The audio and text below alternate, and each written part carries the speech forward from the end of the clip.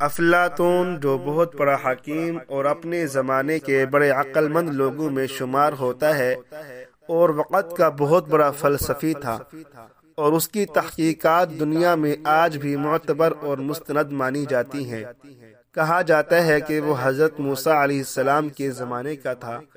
اس کے بارے میں لکھا ہے کہ وہ جنگل میں ایک معمولی جھونپڑے میں رہتا تھا، لوگوں سے میل ملاپ نہیں رکھتا تھا۔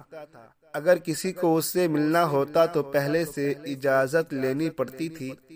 وہ اللہ کو تو مانتا تھا مگر رسولوں کو نہیں مانتا تھا۔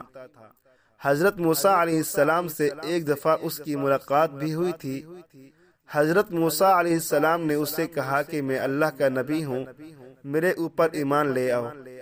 تو اس نے کہا کہ میرا ایک سوال ہے، وہ یہ کہ فرض کیجئے کہ اللہ تعالیٰ تیر پھینک رہا ہے اور بندوں کی جانب پھینک رہا ہے اور بندے اس کا نشانہ ہیں، اور اللہ کے تیر یہ مصیبتیں اور پریشانیاں، بیماریاں اور حادثات ہیں۔ اگر بندے اللہ تعالیٰ کے ان تیروں سے بچنا چاہیں تو کیا طریقہ ہے؟ حضرت موسیٰ علیہ السلام نے اس کے سوال پر فی البدیہہ جواب دیا کہ تیر پھینکنے والے کی بغل میں بیٹھ جاؤ، اس لیے کہ تیر پھینکنے والا تو سامنے تیر پھینکے گا، اپنی بغل میں نہیں پھینکے گا۔ مطلب یہ تھا کہ اللہ کے قریب ہو جاؤ، جو اللہ کے قریب ہو جائے گا اسے تیر کیسے لگے گا، اور جو دور رہے گا ظاہر ہے کہ اسے تیر تو لگنا ہی ہے۔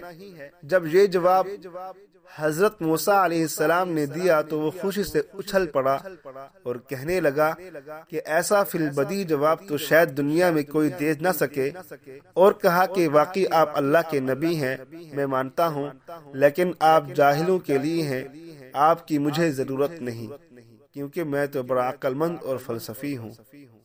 اللہ پاک جس کو ہدایت نہ دینا چاہے اس کو کون ہدایت دے سکتا ہے؟